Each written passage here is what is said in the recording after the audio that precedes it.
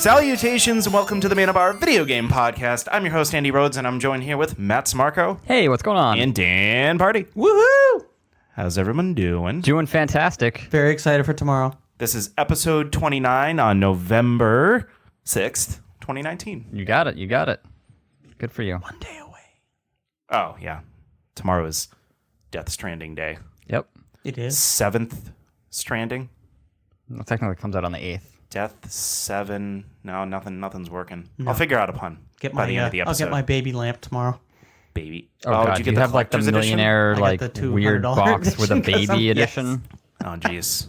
Oh, speaking of collector's editions, I may have made another grave error in judgment. Ooh, it's Cyberpunk? Maybe. The $250 one? Yeah. Nice. Doesn't My it say it God. doesn't look nice? No. You don't think the motorcycle crashing through looks awesome? I would prefer a nice, pristine, maybe kind of rain-glazed motorcycle as I would see in something like Blade Runner or something. Instead, I have this motorcycle that I'm sure was at one point very beautiful, crashing into the ground with all these stickers on it, which kind of make it look cool, kind of an Akira look, with this dipshit like jumping out of it with like guns, guns. I just want this motorcycle. Wait. So why did you get this if you don't like the statue? Well, I do. It does look sexy. I want it. Oh, okay. See, I'm actually thinking of I'm just saying it downgrading. could be better. I'm thinking of downgrading to just the little one. Because You were the one who was like all for it. I think I got caught up in the hype. And Why? That's what happened to me. I saw it. I saw that it was available on Best Buy, and I impulsed. That's what they do. I think they secretly they'll be like, it's up, it's down. So what's it's up, it's up, down. and well, the other thing is, and I'm probably putting all my eggs in one basket here, like I did with Red Dead 2. But this is hyping up to be like one of my favorite games ever. But this company is very much trusted. I don't think these guys are going to let you down. So it already looks way extremely detailed. I mean, maybe they will. Disappoint me. Yeah, I mean, people love this company, and they've made one amazing game, right? No, two. What else? Amazing. The Witcher 2. Witcher 3 was amazing. Witcher 2 was okay. It was like a good game. It wasn't like the greatest game ever made. Matt, are you telling me to cancel my pre-order? I'm just saying people have a lot of like reverence for this studio for basically one amazing game. I mean, all props to them. It's an amazing game, but like, I don't think it means that the next one's going to be amazing necessarily. It means there's probably a good chance That's just based true. on their pedigree, but like, That's like assuming that, like, that's like being surprised that a director that you like makes a bad movie. When Yeah, I mean, in fact, a lot of really, really good directors have made some really bad movies. this could just be one headlight, that one hit wonder of Witcher 3, and then Well, hopefully not. It's not only that Witcher 3 was so great, even though I didn't really play it all that much. It's also like this new game is hitting like all the aesthetic check marks that I love. It's Cyberpunk is fun. cyberpunk. Keanu Reeves is in it. I get to drive these cool futuristic cars. It's like everything else about it I love. So, and it's by a studio who I has proven it can make a really good product. yeah, it'll probably be great, but As well as they also did well with the DLC. We just don't know too. yet. So that's something to take into. But now I have 2 months in a row of expensive collector's editions happening. yeah, you should use that money to buy video games, not statues. But I like statues. Okay. I guess. like baby lamps. I would never get that. All right. Yeah, 2 months from now, you're just going to have a dumb baby sitting in the corner of your room. I don't know. Something. You don't even like babies. I know. But it's something about it. It's just it. Just what, dear? I need explanation. I don't know. It's just something. I haven't actually seen this. Let me look it up. It's creepy. I won't lie, but something about the BB, and it feels like it is going to be like an iconic like symbol character in this game, and typically Kojima knows how to market stuff really well. For someone who was complaining about Kojima being too hyped, you sure get pretty hyped for him. I'm not getting hyped for him. I don't like I said, Metal Gear Solid 5. Oh, dear God, Dan. What? You bought this monstrosity? I did. Jesus. That's creepy. Maybe Hideo would do something cool, like have it start crying, but not for like 6 months until it's after. Oh my it's god! out. So, Like leaving the Furby in the closet too long, it'll start so just, swearing. like, in the middle of next summer. In the middle of next summer, it just starts like whimpering and crying. It's just gonna be gone. It's just gonna disappear. Well, you can actually look at remove how the baby and just have the creepy pod. this- Oh wow! So you can do that too. That's even creepier that you can take it out of the pod. Well, one day I'm gonna forget and be like, oh crap! Like, where is it? No. Also, it kind of looks like a condom. Okay, Just throwing that that's out there. great. Have fun with that in the corner of your room. Yeah, you never heard that urban legend about the Furbies? No, I have not. I don't think it's actually real. I've never seen like video evidence, but it's kind of one of those like funny kind of almost like creepypasta things where like if you leave a Furby in a closet for like months and months at a time, it'll get like really angry. It'll start swearing and stuff like that.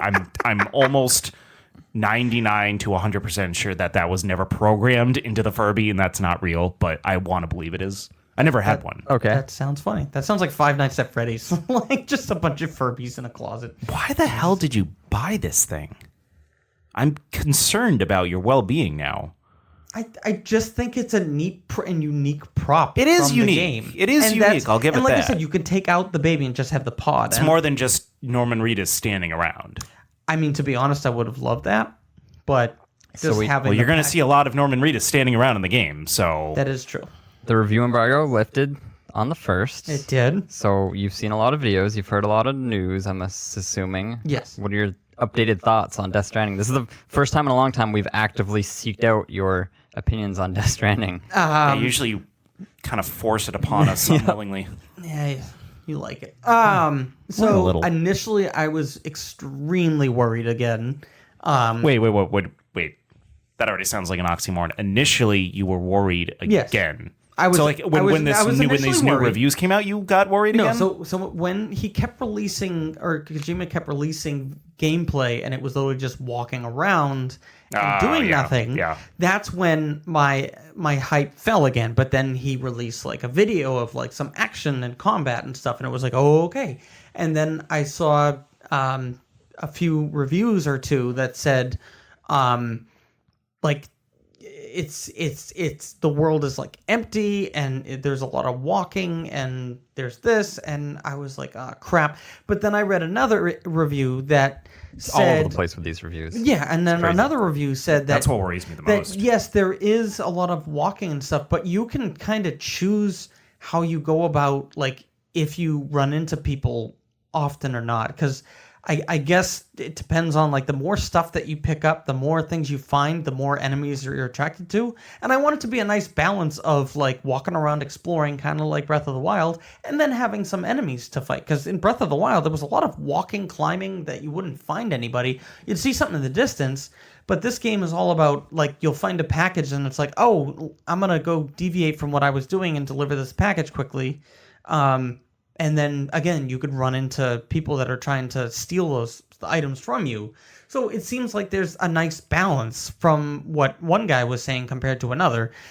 And also the thing that got me excited too was I found out that a lot of the beginning, like, prepping was very much like Metal Gear Solid 5, where you prepped with, you needed a gun, you needed this, but you could only choose a limited amount of stuff, or else you would have to deal with the consequences later if you weren't prepared. Just like in Metal Gear Solid, if you took 2 machine guns, you were screwed if you wanted to fight long range because you didn't prepare correctly. So this one, I kind of like the idea that I'm gonna manage my resources, and eventually later, I heard that you can, I guess you have like bots that you can send and make deliveries for you and kind of work, do a little like managing. I like that type of stuff. So that's what got me excited, that I can control like how often I see enemies, and avoid it if I want to. Because I guess you can get into a fight with like one of those super bosses if you get caught by the BT. So I feel like, you know what? I want to upgrade my stuff. I'm gonna fight this BT. Why not? So it's up to you on how much you want to be exposed to that. So that's actually made me more excited for it. So I kind of flip flopped. So I'm just, like I said, I just think this is going to be an inventory based game that has some nice combat and sneaky features to it that I can play the way I want. Yeah, it's going to be a lot of like encumbrance, trying to figure out how much you can carry and things like that. Yep. Like I watched a ton of videos, and I've been going back and forth like a lot. Like I think this might be the first game where I'm actively buying a game that I don't think I'm going to enjoy. But like as soon as the reviews popped, one of the first people that was talking about it, I was listening to the Giant Bomb crew, and they have negative things to say about it. Especially one person, Dan Reichart, who's kind of like he has similar tastes as I do. Like he doesn't have a lot of patience for games that don't get to the point, and so he was kind of frustrated that it was slow. He had the same problems that I did with Red Dead 2. So that kind of makes me think this won't be fast enough. It'll start to get like frustratingly slow because it feels like there's a sentiment that maybe this game's like maybe 10 hours longer than it needs to be. But some of the things I'm actually excited about is, so obviously, I mean, I don't know how much you have looked up or how much Andy's looked up, but there's like a lot of, you can build bridges, you can bring cars, and you can end up like helping other players that are playing the game at the same time. Yep. Which is really cool, and I'm hoping it gets to the point where like the people on my friends list, like I want to be able to see like a bridge that you built, or like see you drop off like a bike or something that you don't need anymore, just to see if like we're actually seeing each other, if it plays off friends list, or if it's just completely random on people that play the game. Because a lot of people that have been doing the reviews have seen other reviewers like, you know, bridges and roads and things like that. But I don't know if that's like a matter of them being on the friends list, or if it's just a matter of the fact that there's only like a couple, you know, maybe a few hundred people playing the game, so it's just those same people. Yep. So that'll be something I'm kind of interesting to learn more about, see how the gears actually work, how it kind of populates the game with like other players' things, and they kind of have like an in-game reason for why those things that people build will go away. Yeah, timefall. Yeah, because the timefall like breaks it down, which is That's cool. crazy. But it also, like, that's another unanswered thing, is how populated is this world going to be with stuff? Because obviously during this review period, there's not a lot of people playing it. But if there's millions of people playing it, is it going to be like super populated, or are they just going to pull in like, you know, maybe 20 people or something for everyone that to interact with? Like that's all the big questions that I guess I can't learn until the game actually comes out and I start playing it. Yeah, and I'm actually very surprised that this game is, you could play it completely offline too, because I thought when I saw that he was very interested in the social part of it, I got really nervous. I was like, oh crap, this is going to be an online only. And he's like, no, this game will play just as well offline. And I wonder if you play it offline, if it auto-populates stuff. Yeah, I would think so. So I think that's hope so. Pretty neat that he has programmed it to do that. So is the world just populated with Norman Reedus? No, so what happens? You don't actually see anyone else. I don't think any other it's just like human Dark characters. Souls or Demon Souls. So you're not going to actually see anybody. But People are going to leave. If people drop an item, you'll be able to. Depending, I don't know how the region things work, but somebody may fall off a cliff and they might drop their package, and that's your benefit. You can take it and you can do whatever it is. It counts towards your resources. So, like I said, I think there's always going to be that little mystery of like, somebody's dropped a really great, a bunch of great resources, or like a really great gun or something. And why would they though? Like I'm thinking. Well, it might be an selfish accident because, like I said, okay. Because I'm thinking like selfishly, I would never, because there's lockers you can put stuff in for other people, and it's like I don't want to give anyone else my stuff. Yeah, but unless I've outgrown it and I have a better weapon or something. Well, exactly. If you have a better weapon, you might say, you know what, I don't actually need this, or I don't like using.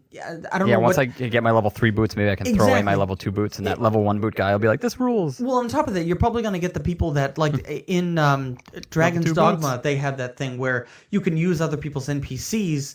And then when you're done, you can, depending on how good they did, you can rate them, and then you can also give them an item. I usually gave them something stupid like an apple or whatever. I was just like, we had great job. Here's a crap, whatever. But some people really take their time, and they're like, you know what? I want to, because I guess the number one person that has the most likes, I guess, their name is advertised. So actually, good way to get the Manabar podcast going, guys. We should all play 24 hours a day. Just put Manabar podcast everywhere.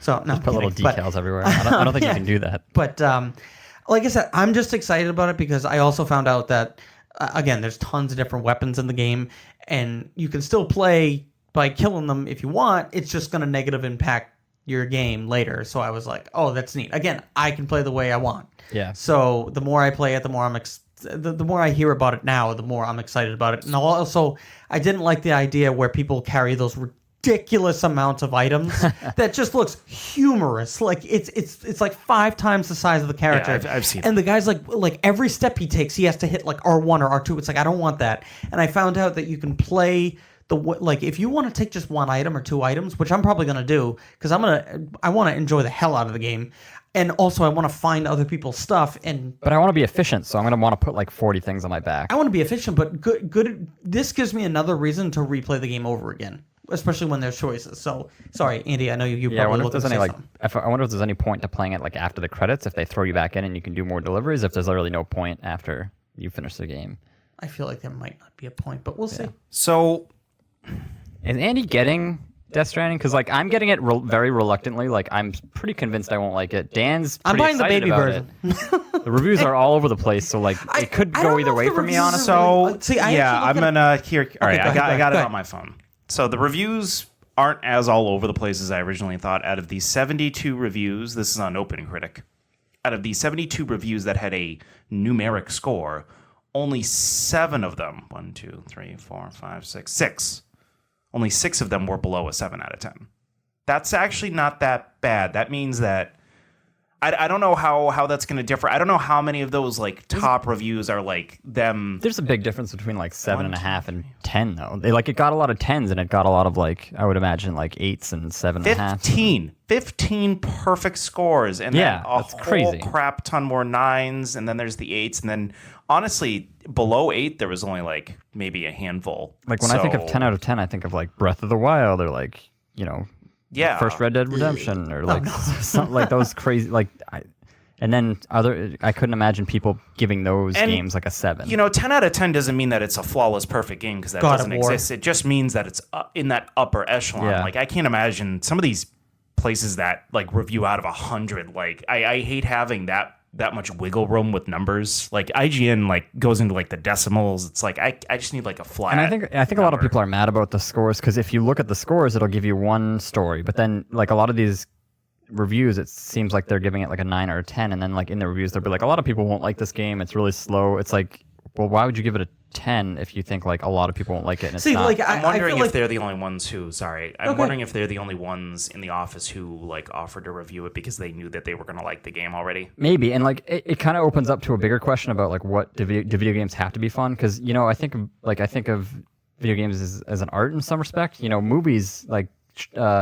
Schindler's List isn't like a fun movie. Like it's not like you're going to see Avengers Endgame and you have a blast of popcorn and you're having a good time, but it's still like a powerful movie that people say this is an amazing movie. Yeah, it's kind of like for me Witcher 3. I acknowledge that it's an amazing piece of art and a great game, but it just I was never really able to sink my teeth into it. That's more for the I guess the aesthetic of the game. That's what came down to. Like the setting of the game is one of the reasons why I couldn't get into that, and I just don't have the time. So for Death Stranding, this is partly my fault just because I feel like I haven't done my due diligence in researching enough about the game, but I do have. Honestly, it's hard to do. Yeah, I've been going back and forth with myself. I had it pre-ordered up until yesterday. Oh, God. And I canceled the pre-order. And I'm like, you know what? I'm going to wait and hear Dan and Matt talk about it and see what they think, how they like it. Because I honestly, yes, Dan, you're correct. Breath of the Wild was a lot of walking around, but there was a lot of charm in that game, a lot to do. This seems like a lot of dreary walking around, and I just don't know if there's going to be enough there for me. I don't know if it's going to be fun for me. It doesn't look like it's going to be as populated per like square mile as Breath of the Wild was. It seems like it's a lot of empty spaces. But again, I haven't played it, so it's like I'm really. I also don't know. Like speak to a lot of authority. It's really strange. Usually, when a big game comes out like this, usually one of the big first things I see or kind of look for, because I kind of get excited about the map size, and there is nothing on the map size about this game because it looks absolutely massive. But how, like I said, how empty can it be? Like, I'm trying to think of empty worlds. Like No Man's Sky is empty. It feels like. There's the same 3 things over again. You're going to find a random base, that's tiny, and it has, 3 little main rooms in it or whatever. And it's just a variation of that. This could be, a lot of space in between those, but it could be like, I've already seen one mountain that looks like it's covered in snow and all these different, areas. So I highly doubt it's going to be exact same thing. I don't mind if there's only like 5 or 6 big cities and then there's some walking in between. At least there's something to, go towards. But yeah, that's why I keep thinking with Breath of the Wild with you, Andy, that there was a lot of walking, and for me, I mean, I'm not sitting here and telling you I didn't have issues with Breath of the Wild or anything like that. And, that there's a good example of a game where was it perfect? No, I'm not going to sit here and say it was perfect. Do I have negative things to say about it? Absolutely. Could I see someone giving it a 10 out of 10 and completely agree with them? Absolutely. Yes, absolutely, yeah. So my trade-off with this, I did cancel Death Stranding, but do you know what I did instead? See, I'm not just out of the happening completely. I grabbed Outer Worlds for $40. Nice. 40? Yep. Fuck you. So, but then there was tax and shipping, so it was more like Wait, did 47. you trade something in? No, I got on eBay for 40. Nice. Damn, I bought it brand new. I still haven't played it yet. Yeah. So, I saw that. I'm like, you know what? Doing that. Matt assured me that from playing it that it's a game that I would enjoy playing. Yeah. Oh, absolutely. So it's a game I wanted all along. I don't know. I have to stop letting other people influence my buying habits and how I do games. I wasn't feeling Death Stranding right now. I want to be in the happening, but you know what? I want to wait. I want to see those user reviews first. And I know user reviews are a little iffy because just like critics, there's a lot of critics who, I'm not going to get too X-rated on here, but they coddle their favorite game developers sometimes. There's a lot of them where they'll give something a 10 out of 10 even if I don't really feel like it was justified. But it's all about people's opinions. I think user reviews are even worse at that. Like, users will give a game that's arguably like a 7 or 8 a complete 0. Yeah, it's which crazy. is just, that's not telling me anything. I've been reading the Reddit for the subreddit for Death Stranding the last couple of days, and it's all these people getting like super angry at reviews for a game that none of them have played. It's like, how do you know that this reviewer is wrong about any of these points yet? And on top of that, like Matt, like you were talking, was it Vampire or Vampire or something? Yeah. Like I played it and I was like, oh, neat, Matt, you may like this, but I know that you like speed. Like immediately you want something. So I knew that you wouldn't possibly enjoy it. Like there was that chance. Yeah. Same thing with Control. I really thought Control might be for you, but there's always that chance that people need to see. Like, all right, maybe the game's really not for. Like I said, Breath of the Wild knocked everyone out of the park. I liked it, but there was, like I said, the durability thing pissed me the hell off. For a lot of people, they loved it. Well, now your packages can get damaged, and that'll have durability. Yeah, and your shoes and all that stuff. But for some reason, the durability, it's like that's an item you're getting rid of. Like I don't believe he said like your guns or anything like that really deteriorate so much. I believe you can fix everything to an extent. And that's what you could do in Fallout New Vegas. Some games do it right. Like I felt like Fallout New Vegas was like that too. I'm going to backpedal here. Yeah? I'm going to get X-rated. There's a lot of reviewers who suck the developers' dicks. I'm just throwing that out there. Oh, absolutely. Like there's Yes. reviewers where it's like you just like I don't want to I'm not going to sit here and say like reviewers get paid off all the time or anything like that. Like I don't just like assume that, but like I see some places giving certain games a 10 out of 10. I'm like, what the fuck are you thinking? Yeah. Like, and I maybe it's just because that in particular person, because it's not like the company reviewing the game, it's like individual people at the companies reviewing the games. Maybe just they in particular really love the game that much. But I don't really know how that scene works, if they're impartial or whatnot, or if they're biased. But like certain games, like 10 out of 10, I'm like, what? Like Red Dead 2, I do not understand. No, I think That was not fun. Like story, I've heard the story was really great, but also really long. But it was not fun to play. So I'm not getting Death Stranding yet. I might get it by the end of the year. Resident Evil 2 is one game that I definitely want to play by the end of the year. Death Stranding would be the other that I would at least borrow off of one of you, if not get myself in play. But in the meantime, Outer Worlds and Horizon Zero Dawn are going to be my go-tos. Yeah, those are good games. And with that, I mean, yeah, we'll have more to talk about this next Yeah. week, I'm sure. Yeah. Why don't we get into a little bit of what we've been playing over the last week? Sure. As long as you guys don't have anything else to say about the Death Stranding hype, but I figured No, we I pretty mean, much covered we're everything. going to talk about it, I'm sure, next week. Yeah. So let's save some of it for then. Dan, are you going to bring Once us we played it. the creepy baby lamp and just have it as a You centerpiece? want- Oh, God. Can he be the new mascot? I just think it would be funny. I mean, Pikachu's been in the corner since I banished him. People made me banish him, but I just think it would be cool to have him just in the middle of the table staring at whoever's talking at the moment. Okay. He has to stay in the bubble, though. Just, He you can't don't want come to take out. him out of the bubble? No, Well, he'll probably die if he's out of the bubble. this is a clean household. We don't take babies out of bubbles. All right, this is getting weird. Matt, what have you been playing over the last week? Been playing a few things. Played Super Monkey Ball Banana Blitz HD for PS4. Did you gamefly it? I gameflied it. So I only played up to like the third or fourth world, and my basic thought is it's not as good as the first ones. The gameplay is okay, but it gets ruined by the boss stages. So it's like it's set in a bunch of worlds. You get like 8, normal fun Super Monkey Ball levels where you're trying to get, where you start to the goal, like Marble Madness. And then at the end of every 8 levels or so, you have to fight a boss. And like I'll do all the levels without having any sort of issues. I'll usually die no times because I'm still only made it like halfway through the game. And then you get to a boss, and it feels awkward. The fact that you can jump in a monkey ball game feels awkward. It doesn't feel like you should even be able to do that, and it doesn't control well. And the bosses seem very difficult. I died like a dozen times on like each of them, and that's where at that point I was just like, all right, I can't do this anymore. This is ruining Monkey Ball for me, and I don't want Monkey Ball to be ruined for me. Now, from what I remember about, the only experience I've had with Monkey Ball was you showing me it at PAX a couple years back. That's all Monkey Ball was just the levels, right? There was no boss battles. Yeah, there was no boss battles in the GameCube games. They kind of like added it, and they added like a story mode, and it's like I'm fine with the story mode, but the way they do bosses, it's just kind of like they have a health bar. You gotta awkwardly try to jump on them when they come at you in a certain way, or like they'll shoot bombs at you and you have to jump on them. But like a lot of the different bosses use like missiles that they shoot at you. But even just jumping on the missiles that are coming at you at kind of a slow speed is really hard and awkward because of the camera angles and the fact that your guy can't jump very high. And then even then you'll hit the missile and you'll feel like you hit it perfectly and it'll shoot you wicked far away like you got hit from the wrong side.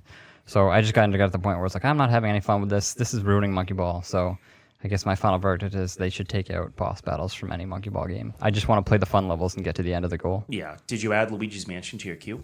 I did. It's actually in the mail. I should be getting it, today or like in the next couple of days. Oh, so cool. I'll have something to say. Maybe, I don't know. It depends. Death Stranding might take up all my time. So in addition to that, I finished Outer Worlds, which was a fun time. You did the Xbox Game Pass, right? Yes, on PC, so it only cost me $1. And did you already cancel? No, I didn't cancel yet. I probably will though, because I looked at the list, and the only thing I'm even curious about would be Gears 5, and even then, I'm not really into Gears, so I'll probably just cancel it. And then if they have another good game coming out soon, maybe I'll renew it for a month. But yeah, I talked about that, and maybe I don't know if you guys want to talk about it when we get to you. I feel like I talked about it last week a bunch, so I would just say in closing, that game is a lot of fun. I'm very recommend excited it to play it. Almost anyone. Unfortunately, doesn't look like my copy's going to be here until the 14th. But if it's anything like a space version of Fallout, I'm sure I'll love it. Pretty much is immensely. Does it take place on different planets? Yes. Oh, neat. So it is kind of like Borderlands. It kind of feels like Firefly, like you're on like a ragtag team of people going from different planets doing little missions and things like that. The world maps for each zone is kind of small, so it's not like there's these big open worlds. That's why it only took me, I don't know, maybe 15 hours to beat. And did you just push straight through for the campaign? Or I did all of the side quests that I got organically, but I didn't go searching for more side quests. Okay, so that's not bad for a main campaign. Yeah, usually I thought that I would end up getting more side quests that way, but I feel like I did probably miss a lot just by not like kind of exploring every nook and cranny. So it might be a game where I want to play it again and really kind of search around and go to all the different planets, because there's like a lot of different planets, and again, they're pretty small. Most of them are just like 2 or 3 like interesting points and like 1 or 2 other small things. But I didn't even go to all the planets, so it feels like, and I didn't unlock, like you unlock companions to come with you, and I only unlocked 3 of them, and I think there's like 5 or 6 that you can get. Oh wow! All right, so like, there's a lot. There's a lot that you have to kind of go out on your own to find, because they're not gonna carry your hand and bring you everywhere like I think they might. Nice. At the time, so yeah, it's definitely good for like replay value, because there was a lot of decisions that I kind of semi regret. It'd be nice to see it on the other side to see what happens, and then also do those other companions. And exactly. I assume usually every companion game, like each companion has like a unique issue or something that you fix. Yeah, they have their own mission. So they have side quests. That's right for there, this, probably another like, hour each. So That's impressive, and I mean, I'm glad they're getting the notoriety, especially at the expense of Fallout 76. So, it's basically like what could have been with Fallout 76. The disc is a moon. You don't have the disc. You haven't haven't opened it. yet. The disc is a moon. The actual like picture on the disc is a moon. Oh, isn't it the weird like cartoony? Like, Yeah. Oh yes. Okay. Yes, Yeah. I have checked it. Speaking of you just made me think of this with how long it takes to beat the game. Do we know what the average length it is to beat Death Stranding yet? I don't want to know. Oh, I could say because I've heard rumblings, but I guess I will cover my ears. 50 to 60. all right. I mean, that's not surprising. Yeah. Okay. It's But, about what you would think it would be. I'm hoping for like 100 hours. Okay. So yeah, I was just curious about that. If for all of you listening, Dan was covering his ears when Matt told me. I don't want to hear like anything. I'm sorry. I've had You who has seen more about this game and dissected every single trailer doesn't how want do to you hear not know that. how long it is. because Like people I haven't know played. absolutely nothing about the game. I haven't just- seen any. I didn't even watch also, that trailer. That It's going to be different watch. too because I plan to I plan to play the game slowly. Wait, why? I'm not getting into this game. We're already past this. We're already past You this. know what though? One more thing. I didn't watch that new 7-minute trailer yet. Maybe if I watch that, I'll be back on the pre-order train. Do it up. It basically is an all-star like trailer of all the main important key things from the other trailers, and then also like the main story, like what your goal is. So Aquaman's going to be pissed about all those dead whales. What have you been playing, Dan? So this gentleman here next to me has been hounding me. He's looking at Andy. Yes, I'm looking at Andy. Has been hounding me to hurry up and eat my food so that we can play Call of Duty Okay. online. Okay. All right. All right, Matt. I need Shoot your some opinion guys. on this. Okay. So I call you. I give you a ring on the phone. You never call me. That's awesome. What are we talking about? So I tell you. So I already Matt, know this is a lie. I want to play this really fun multiplayer game we're playing. I'm Oh, gonna yeah? get home around 5:30. I'm gonna eat dinner and then we'll play. You would assume maybe 6 o'clock. Yeah, it sounds This right. jabroni doesn't hop on until 7:30. 7:30. How long does it take you to eat? I'm sorry, I have a longer drive than you do. Yeah, it's not. Oh, really? Yes. Really, Mister. All right. Here's another thing. This guy's been telling me I should move near him. He keeps saying, "Oh, the drive's not that bad. It's only like a half an hour." Yeah, but it's a longer 45 ride. minutes." I'm so sorry. So I'm sorry. Listen, but he yells- I'm a man who wants to play Call of Duty. I don't want to wait for you to gab with your wife. That's all I'm saying. Okay. I'm so sorry that But anyway, he's yelling at me to eat faster, and anyway. Well, does that mean Call of Duty is good? I'm trying to read between the I tea leaves. have been enjoying the multiplayer, and I have not tried the campaign. Only one. Two. I have 2 issues, Okay, well, I have one really big issue. which most people have. Yes, and I'm hoping it gets The internet fixed. has an issue with it. Yes, Except for all the people who are, abusing it. it's a annoying shotgun. It's like an old school like shotgun the where it like breaks in half 725. and you put 2 shotgun bullets in it. Anyway, It's a it is double barrel. extremely overpowered. You can snipe with it pretty much. It's just you don't even have to aim down the sights and you can pick people off. Oh, yeah, with it's one got hit. the range of a carbine. It's pretty. It's annoying. It's probably people are saying it's the most overpowered Call of Duty weapon maybe in multiplayer history. So they need to Nice. get on this and fix it. Other than that, I am enjoying the heck out of the game. There was 0 loot boxes. They keep adding I don't recall kill confirmed being there the first week, and now it's here. And No, yeah, they. I think they're gonna do. Halo used to do this, where they would. Halo would add a different game type every week, kind of like a game type of the week. I don't know if kill confirmed is gonna be there next week or if it's just this week, but. But yeah, they keep adding stuff, and there's talks that people have data mined the game and have found that there's somewhere around an additional 20 to 30 different maps. And they're going to be some of them from like the older Call of Duties, and some of them are just like new maps. And from the way they're advertising, it's going to be all free. I mean, I don't know how that's going to work if they're not going to include microtransactions later. There was actually a couple levels from the beta that aren't there yet, and one of them was one that I really liked. It was like a snowy level with trains in it. Really? Yeah, it's from the beta, I'm pretty sure, and I enjoyed that one because I like snow. A snow level is definitely Unless they're saving it for just a specific game type. Yeah, no, I've been enjoying it too. my only two issues aside from the shotgun thing are they've some groups. I don't know if these groups are always playing together but they have been abusing and they have knowledge of spawn camping. So I thought that we were at a point in society where multiplayer games had fixed spawn camping, where if you're on one side and you're pinned down and you keep dying, you spawn on the other side. No. People, if they're in the middle-ish of the level, can basically camp your spawn point, and you just keep spawning into death. Oh my god! And that sounds horrific. I forgot one about that. level in particular, to be honest, Like the London level, Piccadilly. That's the only level that I have experienced it on. I experienced it once in one of the other levels, but it was just that one time. The damn bridge one. And that cave level too. There, when you're way at the end in that little Azir hunker cave down. or Yeah, but that whatever only it's called. happened once too. Piccadilly, it's happened 5 times. Again, Piccadilly. I had it 3 times in a row. I got the level because I kept leaving the lobby when I would get the level. And I kept getting the level again. I'm like, all right, I'll just play it. And it kept happening. They just spawn camp. So those are the only 2 issues. But honestly, everything else perfectly fine. I have never once died and been like, that was BS.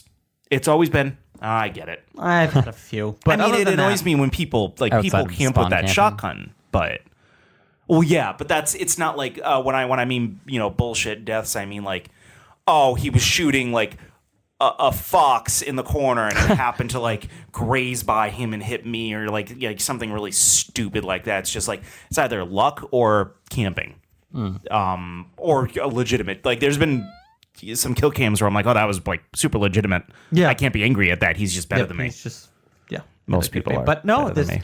there's just so much to unlock, and it's just rewarding. Every time I'm playing the game, I'm trying something new. I'm trying a new site with a new combo just to see if something works a little bit better. I like to always tinker. I don't like to find something that's always just better. I like something that this gives you a bonus stat, but it also takes something away. So it kind of gives me more opportunity to try different things and kind of mix and match. And so I've been enjoying the heck out of it. How's the matchmaking? Do you feel like you're getting input with people that are kind of evenly your skill level? Yeah, no, I was actually shocked. So last night, Andy and myself played, and one of our friends who is on a PC and plays with a keyboard and mouse wanted to team up, and I was like, "Oh, okay, we'll enable crossplay and we'll join." I was scared. We don't really have any high hopes of doing well, but we'll try. And we crushed it. We did really well. I was like, and it was a mixture. You could see half the people had the little controller symbol next to them. Half of them had a PC tower symbol next to them. It's nice that they kind of pointed out. Yeah, it is really nice. It's nice that you can turn it off.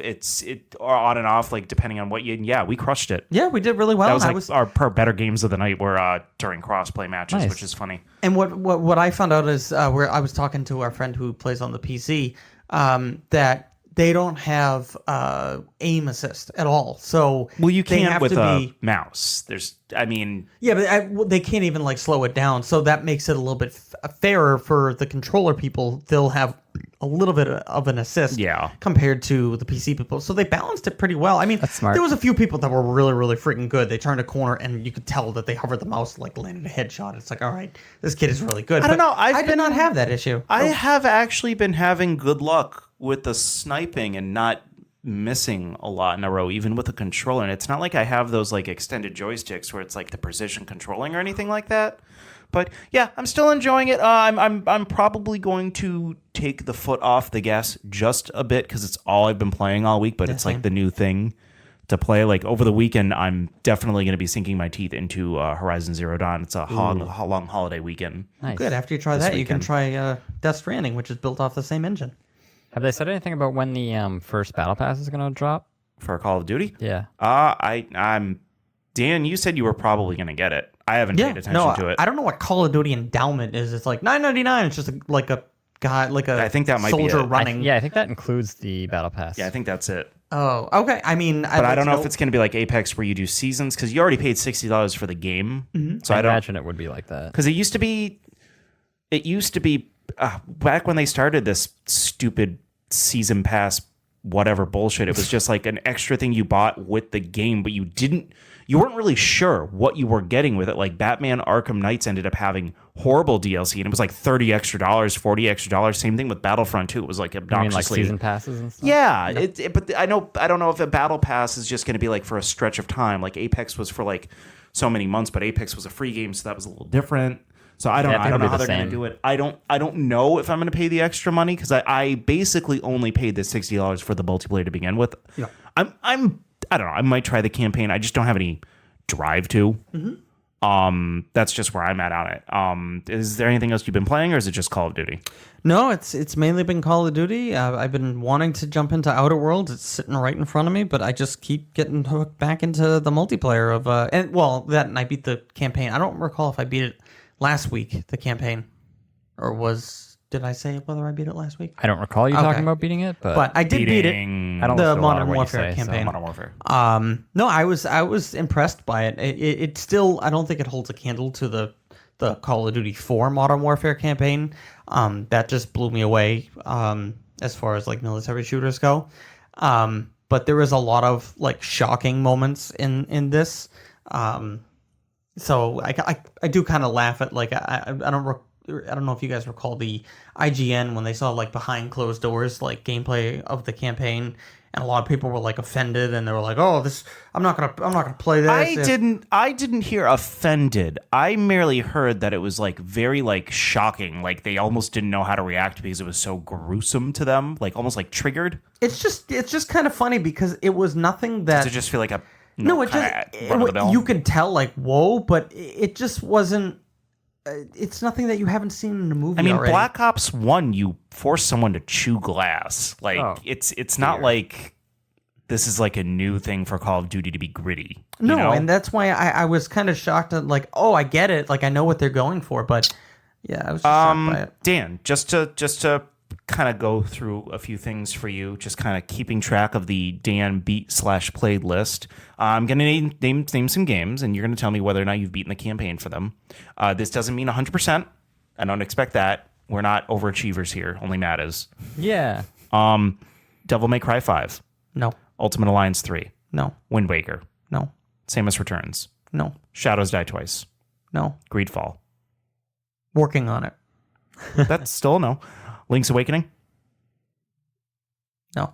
And then Stop, the he's other already two are I have added to the list Outer Worlds and Death Stranding just because I know those are two games you're going to be playing. Yeah, but list off the ones I did beat. I don't have a list, but I have a number. 7. Yeah, so I've beaten 7 games. That's not bad.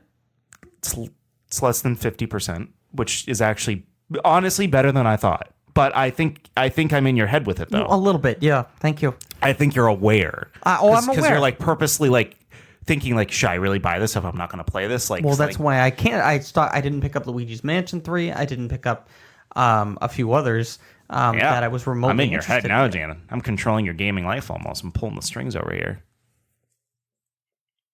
Funny.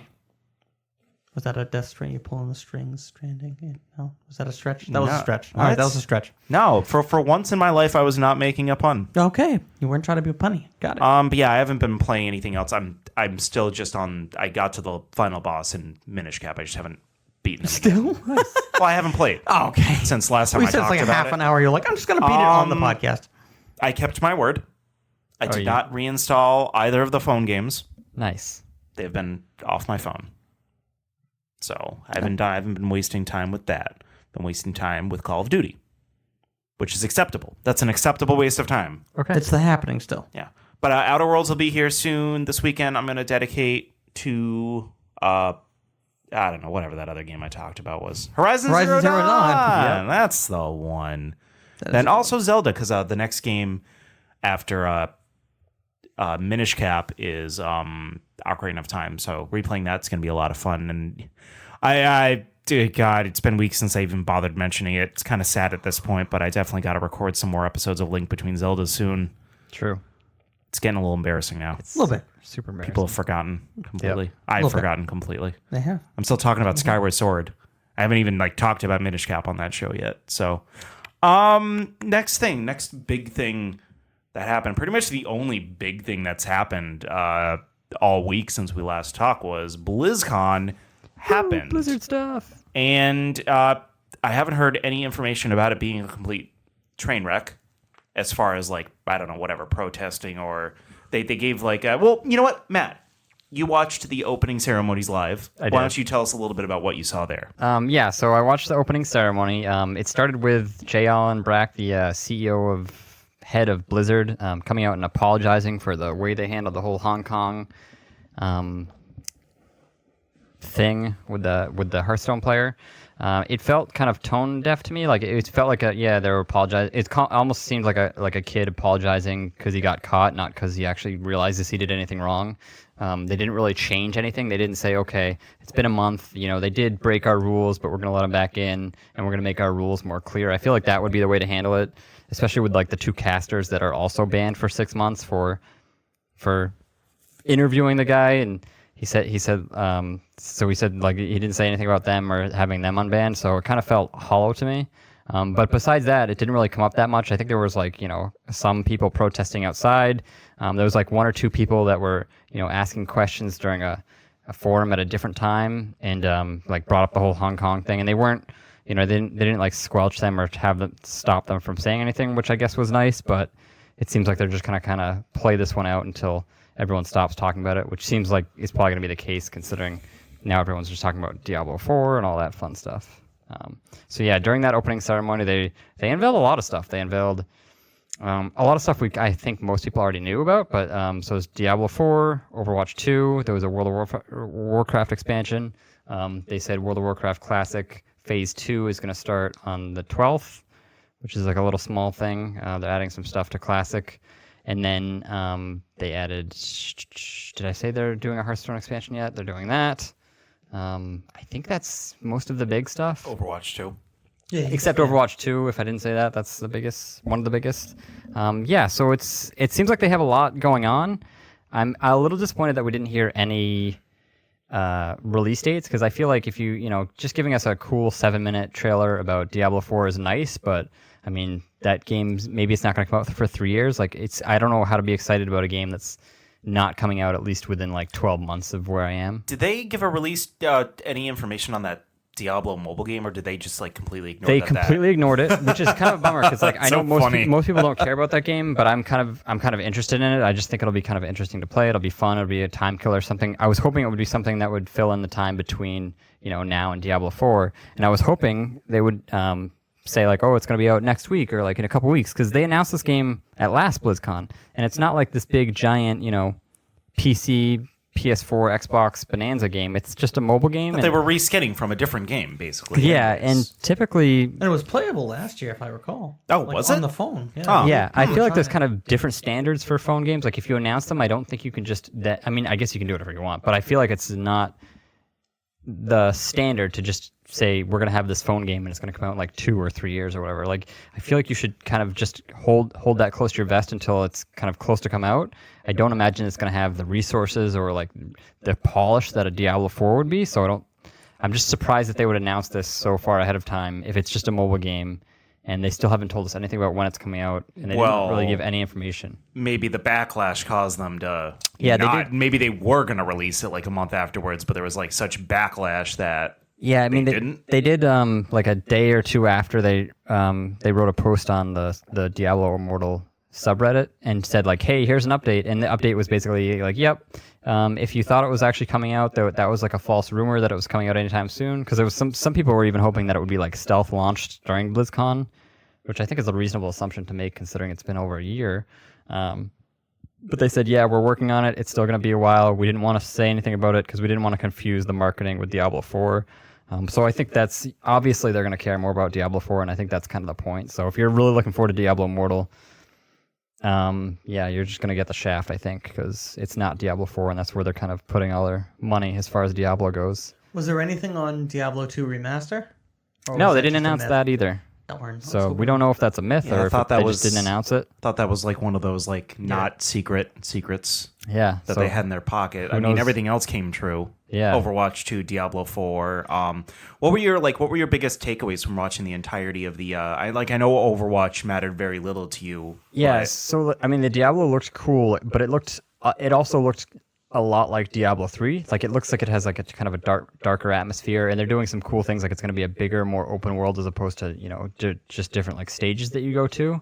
And I guess you're going to have mounts too, so it's going to be kind of more of like a hybrid between an MMO almost. It's what it's starting to look like. But again, it just looks like the systems, the menus that they showed off. It looks like very early production. Like I would be kind of surprised if it was going to come out in 2020. My guess is it'll be like 2021 at the earliest. They said very far off. Yeah, I mean, I'm surprised that because they were thinking about announcing this last year. So I think that too got a lot of people's hopes up. Like, okay, well, I mean, maybe it's not. At least we're not going to have to wait that long because they were going to announce it a year ago, which means they've had a whole another year to polish this game before they even showed it to us. So typically, Wait, they had planned on announcing this at BlizzCon last year?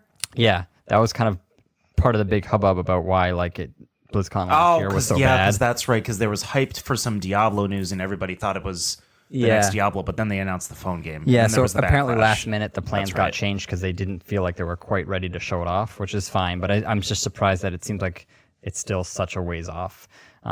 Besides that, Overwatch 2 looked interesting, but it also, I have a lot to say about that. Yeah, I don't know if you want to get into that now.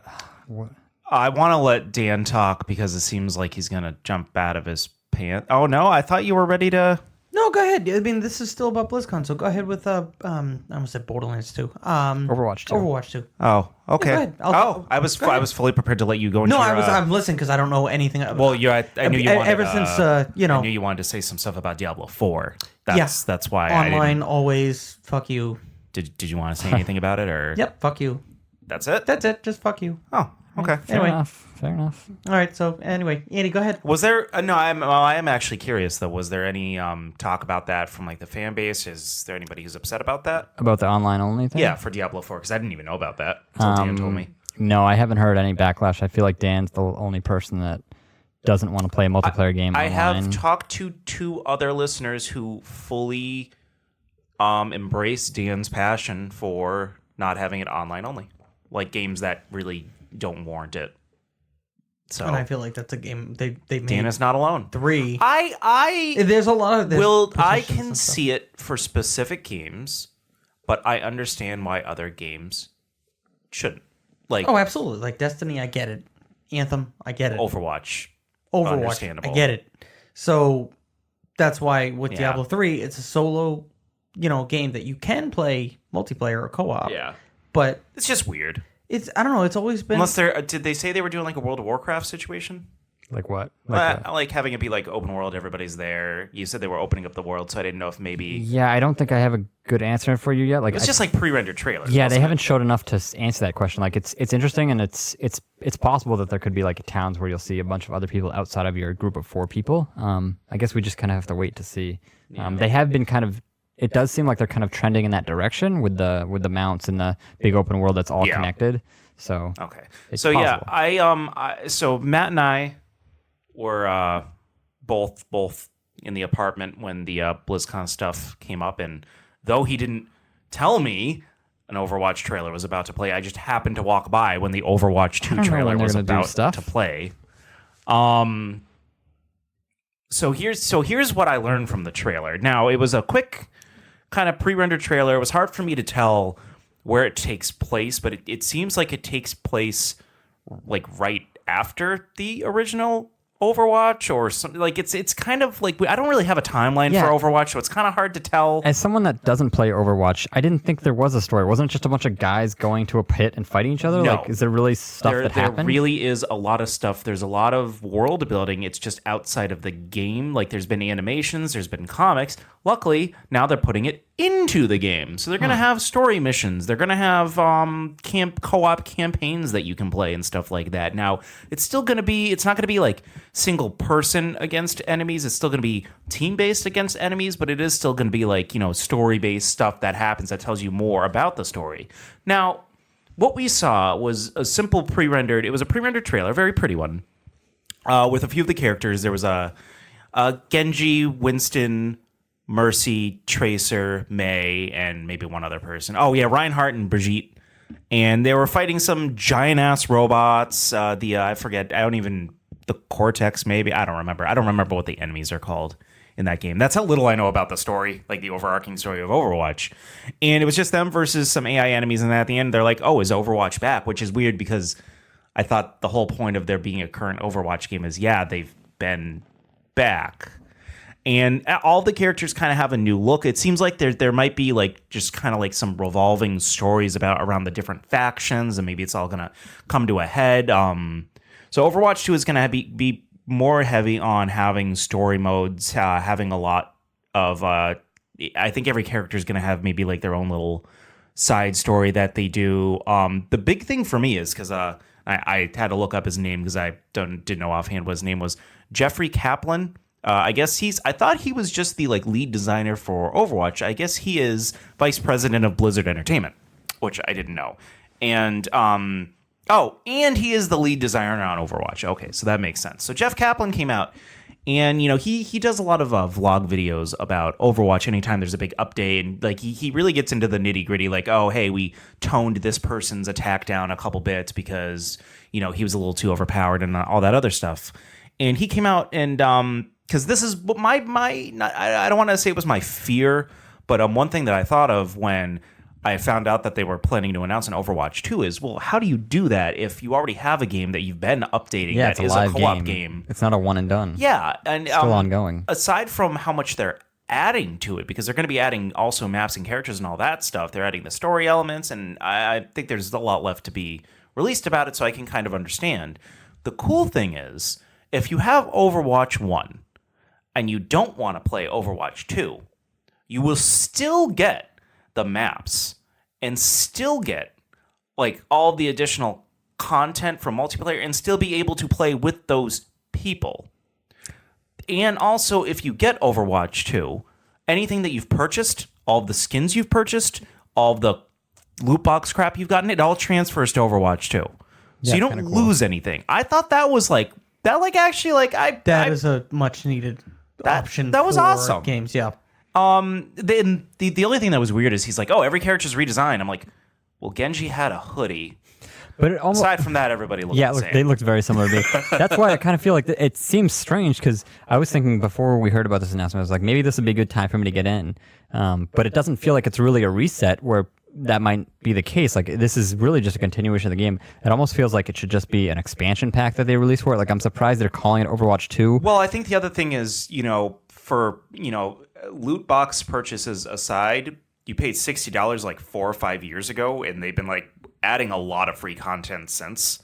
Yeah, but I guess I wonder what the difference between the Overwatch 1 and 2 is going to be at the end of this. Is it going to be just the single player and then like maybe the push, the new push mode you're only going to play in the second one? Like, what's going to differentiate them? New game tape. Well, that's left to be said, and I think that's going to be what a lot of people are looking forward to, is knowing exactly what they're adding to the game, because they really only alluded to a lot of things that they were adding to the game. Yeah, and I mean, like I said, my frustration with this announcement is like I was hoping to be like, everyone's at such a high skill level, and now it would be hard to get in. Like, usually with a sequel, like a new Call of Duty, yeah, the people that played last year's are better, but like there's kind of a somewhat of a reset. But I feel like I'm worried this won't be a really big reset. It's just going to be the same game, so the people that are dominating Overwatch 1 are just going to dominate Overwatch 2. Well, I mean, you're still set up like there's levels, and you level up, and you're paired with people. Yeah, there's matchmaking, and I'm sure a lot of people will take that as a good time to jump in. So yeah, when you start out, I mean, the whole game is just matchmaking. When you start out, you're only paired against people of your level. Like, you're not automatically paired up unless you're partied with someone like me, who's like, I don't know, whatever level I am. I'm on like my 3rd or 4th prestige or something like that. If you're paired up with me, you're going to be playing against people who've been playing a lot. But if you just jump in on your own, regardless of which one you jump into, you're going to jump in with people who just started playing. And then another thing that worries me about that is, so like games like Heroes of the Storm that I've played a lot, and it's kind of, I think, similar to this game where the game comes out and there's maybe a dozen characters and you try to learn them all, which is fun. But then as the game goes along, like every couple months they'll unlock a new character. This game's been out for X amount of years. There's dozens of characters at this point, so it's going to be very hard to learn how to play. I don't know how many characters. There's 40 characters as opposed to the dozen that came out. It's like 20 something. Yeah, so whatever it is, I mean, it feels like that's kind of a little bit of a barrier to entry too, just to have to learn all these characters plus the new ones that are going to come out the day of the. You just kind of learn them slowly though. Like they give each character a difficulty ranking on how hard it is to play that character. Just start out with the 1 stars and kind of feel your way around them. It honestly isn't Like, you just mystery hero is the best thing because you spawn as a random hero and you kind of get to try all of them. Just kind of see who you like playing as. It's not as daunting as you think. Yeah. It's a little daunting. The other thing that I just remembered that they added this with the story mode stuff, and there's a few other things they added that are kind of like story mode-ish things. They added like role-playing elements to it, so you can unlock like things to attach to your characters to upgrade certain stats, to switch around abilities and stuff like that. Now that's not for the regular multiplayer. That's just for like the PvE stuff. But I thought that was really cool, like kind of like RPG elements added to it, where like I could mix and match different skills. And, maybe I like a certain combo of abilities for one character. It's not just the same abilities all the time. So I thought that was really neat. And yeah, they're going to be adding more characters, of course. But yeah. I'm all for that. Give me Super Smash Ultimate amount of characters. I'm fine with that. Yeah, I wonder which of these games is going to come out first. Is it going to be Diablo? Is it going to be Overwatch? I'd probably bet on Overwatch 2 coming out first. Yeah, probably, because it's just, it's not this whole new thing. It's just kind of almost like a next step of the same thing. I agree. I want to know more about it, though. Yeah. Dan, do you have breaking news, it looked like? So it's not breaking news, but it is extremely exciting news, and it'll probably be exciting for everyone at this table in some way. I was talking about the other thing you just showed me. Oh, yes, sorry. Okay, the other thing was... Is this officially from Activision? No, but someone from Activision did respond, and someone said, "Are you going to fix the 725?" And they said, which is the shotgun, the double barrel shotgun we were talking about. That's been annihilating everybody. And they said, as long as the testing goes well, yes. So at that point, so they're nerfing it. They're yeah. Oh, yeah. Okay, great. So that's what's the other thing you have Hooray! there? So the other thing, I see bats. yes, the other thing that came out on Halloween night. So there's a Halloween night. That was a week ago. It was. But the company, they're called Blue Point Games. Their last game that they made was, I should say remade, was the Shadow of Colossus, which was extremely successful, very and well done. received. And then the previous one before that was the Metal Gear Solid collection for both the Xbox and the PlayStation 3, which was also well received. Oh, that was 2, 3, and Peacekeeper? Yes. Okay. Yes. Nailed it. Peace Walker. But anyway. Close enough. So this little tweet that they had, it seems like they're trying to excite anyone and everyone that is looking for some sort of remaster. Matt, I think you'll get excited with one keyword in here. Actually, two, probably. And Andy, lay it on me. Andy, a few. So this is what they tweeted, and people are going absolutely nuts with keywords in this tweet. So the tweet reads, "So calm this spooky night. A symphony of rumors, not one, but two return from the shadow." Can I just point out, it sounded like you said so calm, like the word so calm, like the game is so calm. People have so calm. Oh, so that's like the... So that's the puns. Okay, I'm sorry. What they're trying to do. Sorry, go on. A resistance to dart home as black monsters escape twisted hills to wonderlands and siphon souls. Filter your candy collections soft from solid and be eco-friendly. Have a metal Halloween. So are they just like quoting a bunch of video games, or is that from... That seems like a bunch, but there was one sentence in particular. They have filter, confirmed, it sounded like? They have confirmed that they are working on at least, I think, 2 remakes, but someone broke it down with keywords: Symphony, Castlevania Symphony of the Night, Siphon Souls, Siphon Filter, or Demon Souls. Probably, I would say Siphon Filter, because it said siphon and then filter the candy. So I would say Siphon Filter, which that would be a pretty big deal. Soft from solid, obviously, Metal Halloween. Metal Gear is almost kind of a confirmed remake. Soft from solid. Metal Gear Solid. Oh, okay. Yeah. So, all right. I was honing in on Saw, and I'm like, what the hell is Saw from? Dart Home, which is... Yeah, Dart Home Black Monster is all Legend of Dragoon. Legend of Dragoon. Which would be mind-blowing. Like, I thought that was a game that I loved and not enough people loved for it to actually get a remake. Or I heard something about... and they're saying remake of Legend of Dragoon, which I would buy immediately. I saw something about hills in there, too. Which, yes. Twisted Hills? Silent Hills, probably? Could be totally a Silent Hill remake. And the graphic that's with it is very spooky. A lot of bats coming out of a dark red moon. Very reminds me of Castlevania. So are they saying like we're working on a shit ton of games? They can't- are working. They have confirmed they're at least working on 2 remakes. From that, I can at least say with confidence. Siphon Filter. That's the one that. Oh, see, I 100%. See, I'm saying Metal Gear. Metal Gear out of Really? that. Oh, absolutely, because it says from soft till solid, have a metal Halloween. Lands and Siphon Souls filter your. You can't have Siphon and Filter with one word in between and not be talking about Siphon Filter.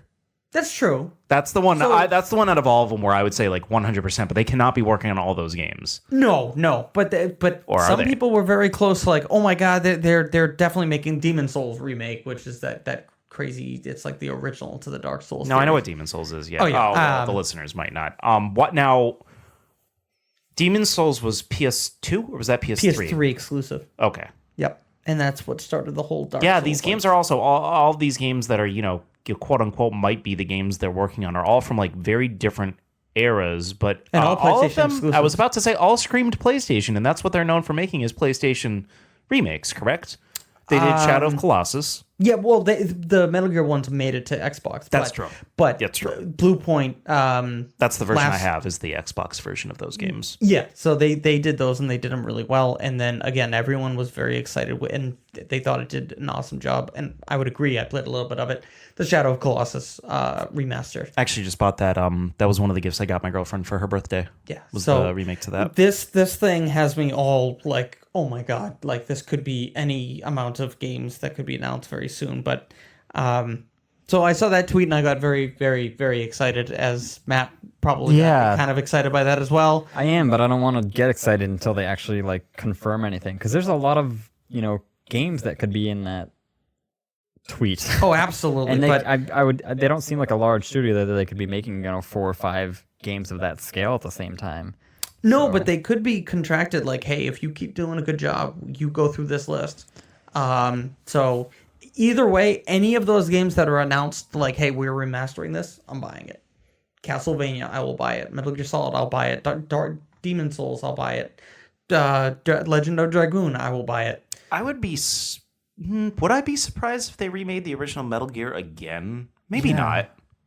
I don't know. I It's want strange. it. They already made it. Remade it on the They did GameCube. remake it, but I think if they I would totally get that. if they remade it with the style of like Metal Gear Solid 5, where it had like the camera was like, you could maneuver it any way you want, and it was very, very playable compared to what it was. I'm much then, more but interested in the ones that I haven't played. Legend of Dragoon, Siphon Filter. I have played Legend of Dragoon, just not.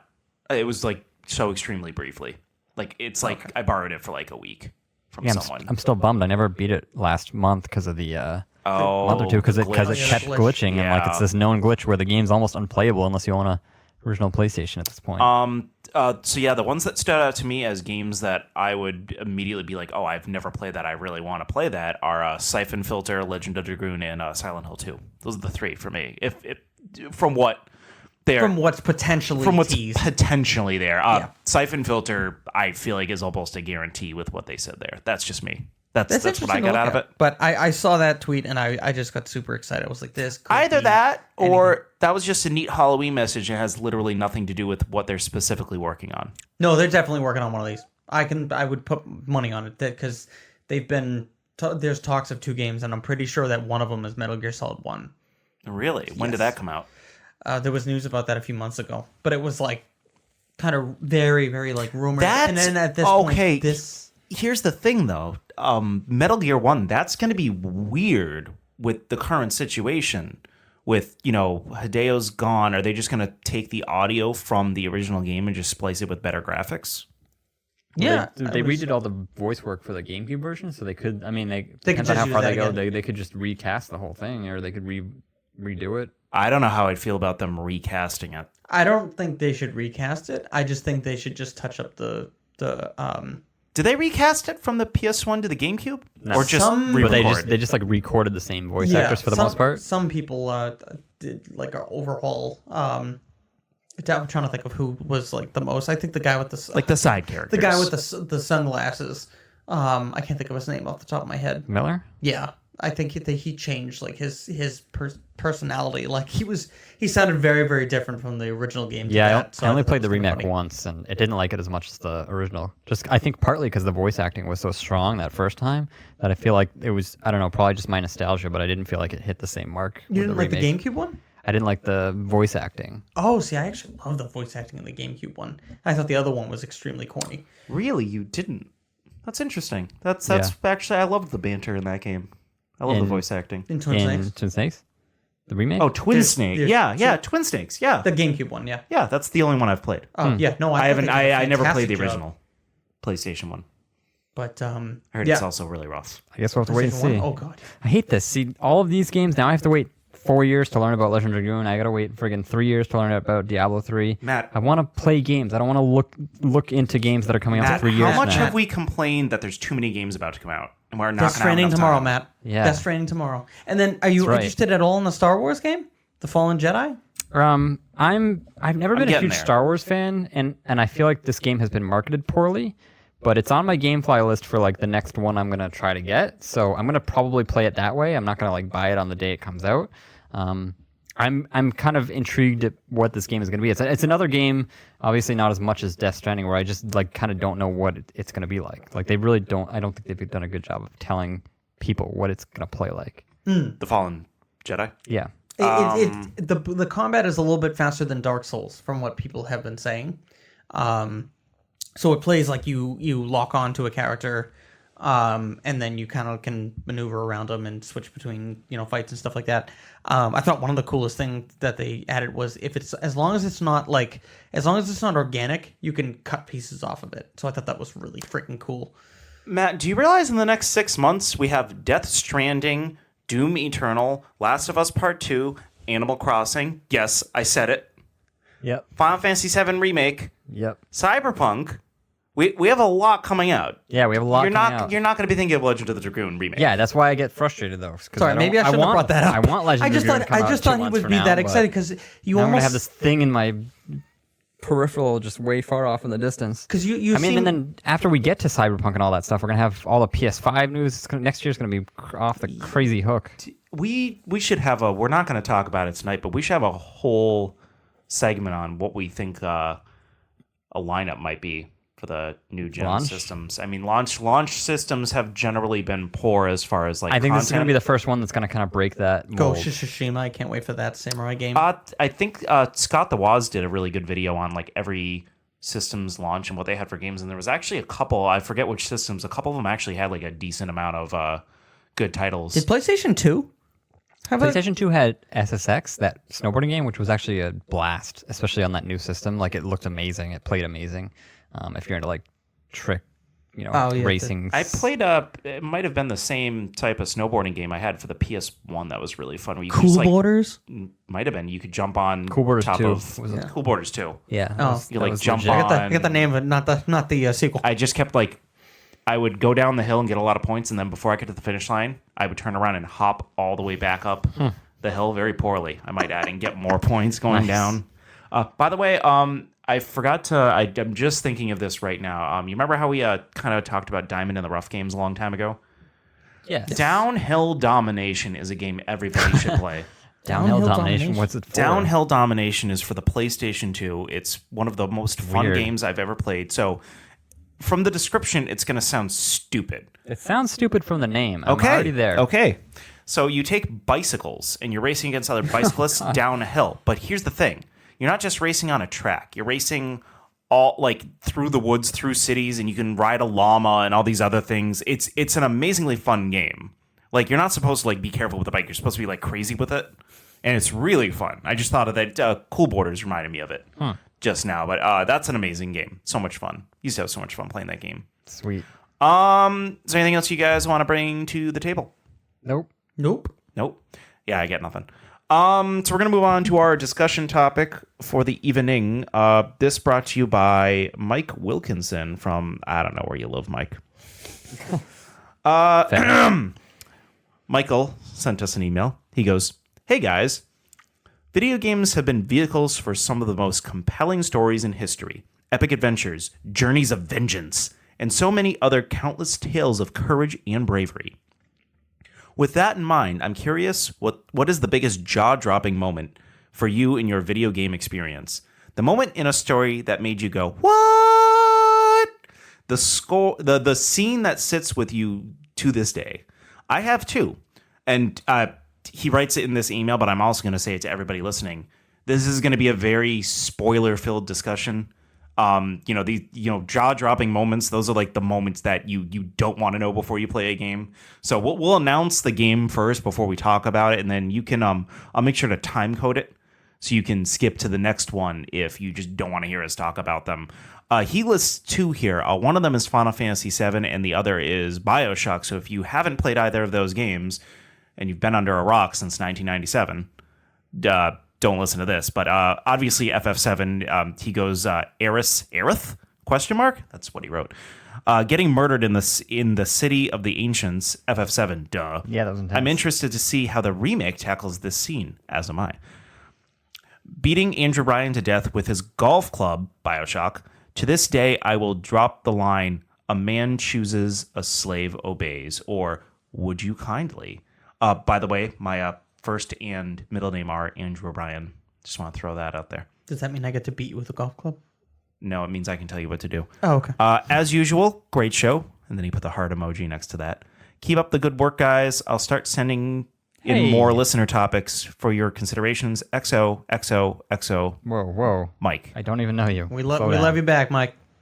Okay, well, Andy and I love you back. Matt's almost there.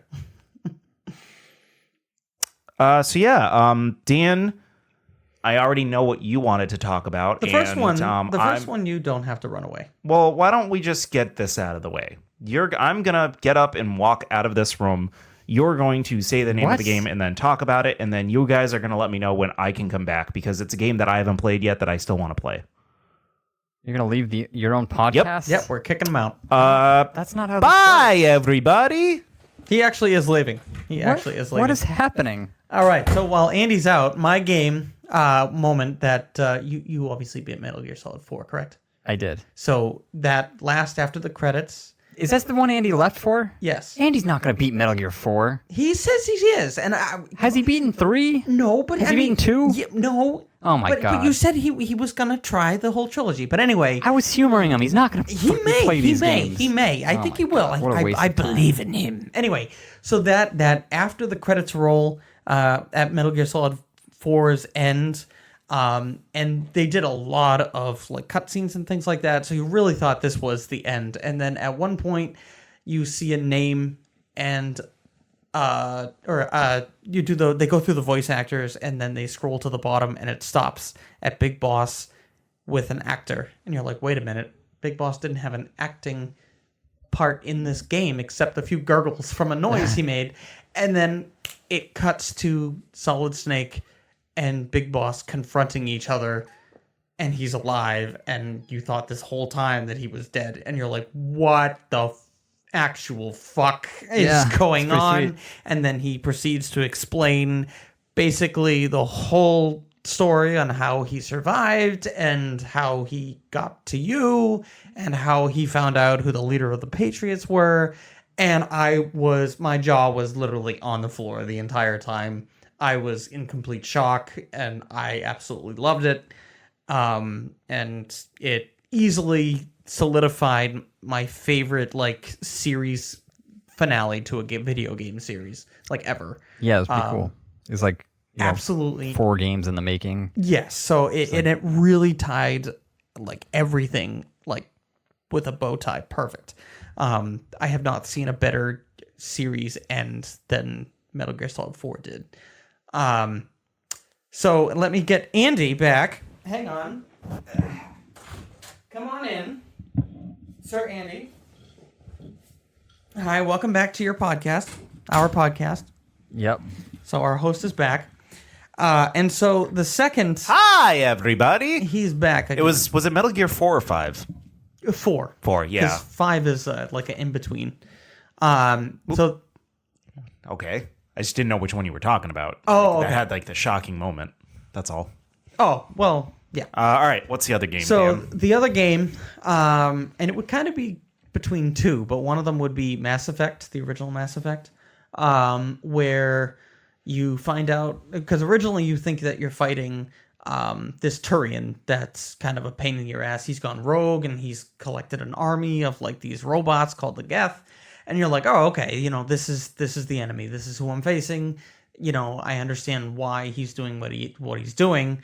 And then at one point you end up going into some building and you break into like one of their communications towers, and you find out you're talking to a ship. And you're like, what the hell? You're thinking like, all right, it's just a person. Nope, you find out that the actual ship is the enemy. It is basically like this ship has been, this fleet of ships has been, I know it sounds dumb. No, I feel like you have talked. Like I feel have like talked we've about talked this. about this Well, this before. was, you know why? Because this was the music that I talked about. Oh, yes, the music from this okay. was very. So just a little inside baseball to the listeners. So we were discussing. Yeah, that's right. I used a baseball quote, Dan. Yeah, you did. Wow, I'm impressed. We were talking about whether or not we've already done this discussion topic prior, because none of us have actually bothered to list out the discussion topics we have done so far, and we were really worried because it did feel like we already did this one, but luckily we have not. So continue, Dan, about the effect of the masses. That's a good way to put it. Anyway, so the idea of that this fleet of ships that has been basically here since like the beginning of time, they basically control how people and organic life evolves. And when they think it gets to a point where there's like civil war, they end up wiping basically organic life almost to the brink of existence. I'm wondering if I should have walked out for this one too, but I mean, It was just basically the enemy and what their goal was. Yeah. It's not like how the story is. I doubt I'll ever play that game. They're never going to remake it. I think they would. They really need to. They do. I really want to play. But anyway, when you finally talk to that enemy and he just kind of basically talks down to you the whole time, like more like pity mortal. You don't know. You can't fathom my existence. And it just, I kind of sat there in shivers, like, holy shit, this thing is terrifying. Does he like sound like he has emotion, or does he sound like a computer? It sounds just like a computer, but with like some sort of like dark tone to his voice. I'm wondering if that's supposed to be a reference to 2001: A Space Odyssey with Hal. It could be. It very much sounds like that. It's very robotic, and it has a monotone voice, but what it's saying is very like dire and severe, and it's like, whoa, and it really kind of set me on my ass, like, holy shit. So that was it. And then the other one would be, maybe I don't want to spoil this one, but Silent Hill 2, did you beat it? I haven't even played it. Okay, nope. I will stop at just Mass Effect and Metal Gear. Now that a company may be remaking it. So no, I will not. Andy's gonna beat all of these games. But I want to give him a chance. So are you ever gonna play Silent Hill 2? If they remake it, you're not gonna play Silent Hill 2. It's here. I want to give him a chance. Metal Gear. Okay. Metal Gear is actually something that I thought about that a little bit while you were out, because I said the game and he was like, Andy's not going to play Metal Gear Solid. No, remember, and I was like, I believe in him. I think he will. I believe that is a series I will play through. So it's like 120 hours. You're 120 hours. The Witcher, that 3, I think that might be something. He's like, you know what? I'll just stick with Cyberpunk, especially when Cyberpunk's this close. I think he'll replay that one over and over again. But I believe in Andy. 2020, he'll beat Metal Gear Solid, the series. I don't know. What's 2020? Kind of like, I don't know. I believe in Harvey Dent. He was running. I tried a lot of things right there, and it completely fell in shambles. Matt, go ahead. That were shocking to you, or had shocking, jaw-dropping moments for you? I had a couple. I mean, so Silent Hill 2 was actually one of the ones. That was a really a neat ending. You want to leave the room, Andy? I'm not going to get into the details, but no, you can. Because A, I'm gonna when it comes to Silent Hill, I'll forget. B, you're probably right. I don't want to talk about it just because we've talked about that game so many times. That's true. We have beaten that game. Well, what's the jaw-dropping moment? Well, I mean, you basically learn that so the whole game you're trying to find your wife. You get this letter from your dead wife. You're like, oh my god, maybe she's in this town. You kind of end up finding out that you're the reason she died. Like you killed her. But you didn't know. You kind of like forgot. He suffers from like insomnia. Yeah. Oh, that's really. Interesting. Not insomnia. Yeah. Amnesia. Yeah, there you go. Thank you. But yeah, it's really interesting the way they handle it and just the build up and everything like that. So was the town purgatory, or was that like a real Silent Hill? Yeah. It's they never really define it, but Yeah. I mean, I guess you could think of it as purgatory. It's supposed to be like your horrors come to life. So Yeah. whatever your fears are, that's why there was a girl that was raped, and there is a monster that resembles like two people fucking on a bed, and it comes after you, and it's like I have seen that. yeah, it's monstrosity. It's called like Lips or something. It's really creepy. Ugh. Yeah, it's messed up. It's That name sent shivers down my spine. Jesus. it's creepy. It's creepy. Sorry, go ahead, man. So besides that, there was two other games I wanted to quickly mention. One was just the first Red Dead Redemption. Just the ending to that game, and the fact that you're struggling throughout this whole, you're just trying to get away from your old life of being in this game that you kind of learned more about in Red Dead Redemption 2. Kind of one of the only good things about that game. You kind of got some backstory about how you became this guy. And it just feels like this whole time you're just slogging your way to get away from this old life, and it keeps chasing after you. And then you finally get to the end, like you beat the game, you feel like you've accomplished so much, and you just end up like basically getting shot like 50 times and murdered For no reason. it's God. just from like people in your past that just kind of caught up to you, which was kind of crazy. And just 5 seconds before you said Red Dead, I'm like, oh, I can mention Red Dead Redemption. And then you immediately said it. I'm like, and then the last Everyone's stealing your picks. damn it. the last one I Should've want to gone mention first. is it's a little different. It's actually a somewhat more recent game. I think it was last year, or maybe the year before. Was A Way Out. That kind of like fun buddy cop. You're trying to escape a prison with your. It's a multiplayer only game, so you have to play it 2 players. So at the very end, and big spoiler warning again, at the very end, you learn that one of the characters is a cop, and like this person that. So I was playing with it online with a friend of mine with headsets. Sarah, and she was one of the characters, I was one of the characters, and at the end you find out that I was like a cop this whole time, and I have to go and like start shooting at her, and it like you're playing co-op the whole time, and all of a sudden it becomes like a 1v1 shooter for the last fight in the game, and like you're just sitting there like, oh my god, I don't want to do this, but I can't let you win, so I gotta kill you now. And you've been working together the whole time. It's just like a really cool dynamic about like, just talking to someone, helping them get through all these puzzles together, and then turning on them at the last second. It's crazy. Now, does the story change depending on who wins that final fight? Yeah, I believe so. Because like one of you does not make it. Okay. Well, no, I didn't know if it was like if one person like dies, but then they just there's some games like I know Metal Gear Solid. Like at one point you like in certain games you like murder the hell out of him, but then after the cutscene like he's perfectly fine. Like it's like all right. So just, like on my headset going, I'm sorry, as I'm like shooting bullets in their stomach. I don't want to do this. my character knew, not me. All right, Andy, you're up. So a lot of my ideas were stolen by other people who... You want to talk about Red Dead?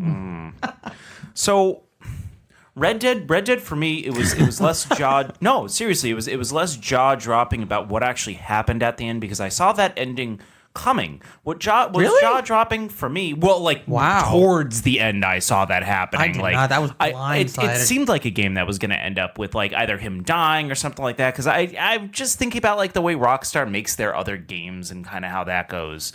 But what was jaw-dropping to me was after the credits, you play as the son, grown up. Yeah. That was an interesting, and then you had to hear his voice, unfortunately, which wasn't as good as John Marston's Yeah, he was no voice. John Marston. No, he was not. No charisma whatsoever. But that was jaw-dropping to me, because that was the first time in a game that I'd ever really seen something like that, where like your main character dies, and after the credits, but they still, like, usually it just goes back to you playing the game prior to that final mission happening, like every Zelda ever. This in turn, not only is it after his death, but you're playing as a different character and finishing up all of the side quests as if you were him, but you're not. Yeah, such a buzzkill. I had no urge to keep playing because I was this like loser kid. I still did. I think I 100% of that game, and that was, achievements were there for that game, but I wasn't doing it for the achievements. I just wanted to complete all the side missions for that game because I loved it so much. I'd love to go back and replay that one instead of playing through Red Dead 2. Well, now there's a potential maybe they'll remake 1 with that engine. I would love that. Would be cool. I would love if they don't stupid it up. But I also thought it was really neat. Did you know that you could go and kill the guy?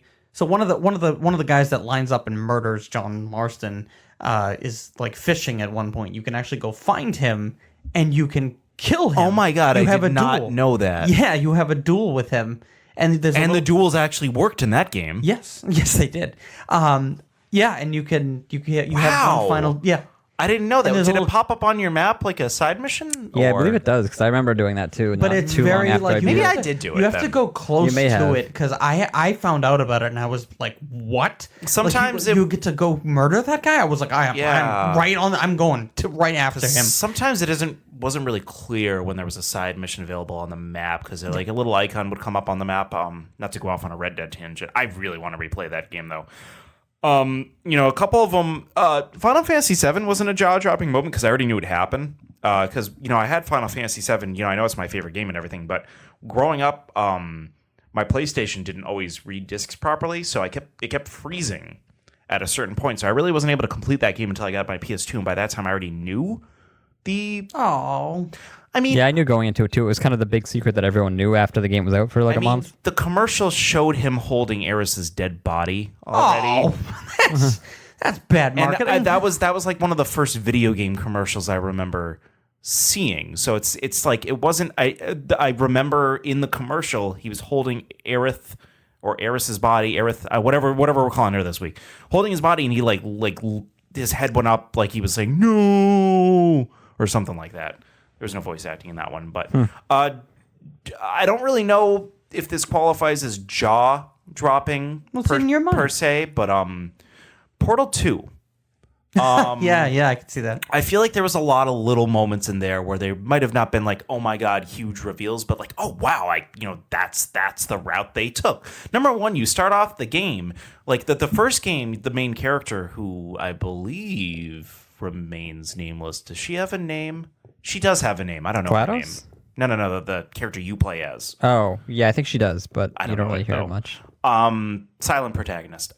You escape the building in Portal 1, but at the end it's like exploding and you kind of just like pass out. So Portal 2 takes up, but you're not really told what happened. It's like you're back in the system, but it's all like gross looking and there's like moss everywhere, and eventually you found out that you were put in like this cryogenic sleep for a while, so that was kind of revealing. But then you find out that GLaDOS was the so you remember how I talked about I believe I talked about on this podcast, J.K. Simmons voiced the original creator of like the Aperture Science and all that stuff, and he had a secretary named Carolyn, and you find out that Carolyn's mind was used to make GLaDOS, because you hear him talking to Carolyn in all these like voice clips, and then towards the end she GLaDOS, who's in itself at that point in a potato for, if you've played the game, you know why. If you haven't played the game, what are you doing? Play that game. I found out my girlfriend hasn't played either Portal 1 or 2. Those are the next thing I'm making her play. I haven't played them, but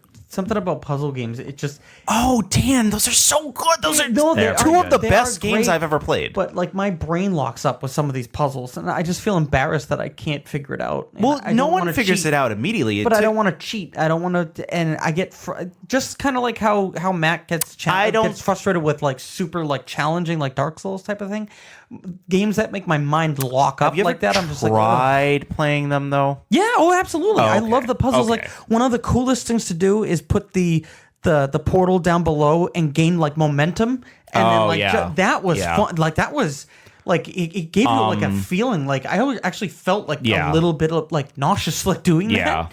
But like Portal 1 was just like it was part of the Orange Box, which was like 4 games in one, because it had like Half-Life 2. Yeah, Did it have the full Half-Life 2 game on it? Yeah, it did. Yes. Plus the 2 episodes. Yep. And then they never continued it.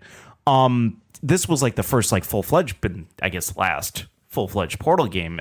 So yeah, they had like little trickles throughout the game of like little reveals, but like just it's like you heard this woman Carolyn, you heard her voice throughout the entire game, and then all of a sudden you found out, oh my god, she ended up being GLaDOS, and then at the end GLaDOS deletes all of Carolyn's memories from her databank, so she's just like back to being an emotionless machine, and that was cool. Another game, which I doubt, I know for a fact neither of you have played, because I mentioned this on the podcast. If you like Double Fine in their games, you'd like this. It's Broken Age. So I have heard of that. Yeah, Broken Age was back when I first got a PS4. It was one of the first free downloadable games I got for the month for PS Plus, and it was a side scroller kind of puzzle, just like text adventure game. It wasn't any like you didn't have to like do any like quick action sequences or anything like that, but you play as these two separate characters who seem like they're in two separate worlds, but they're connected somehow based on the box art.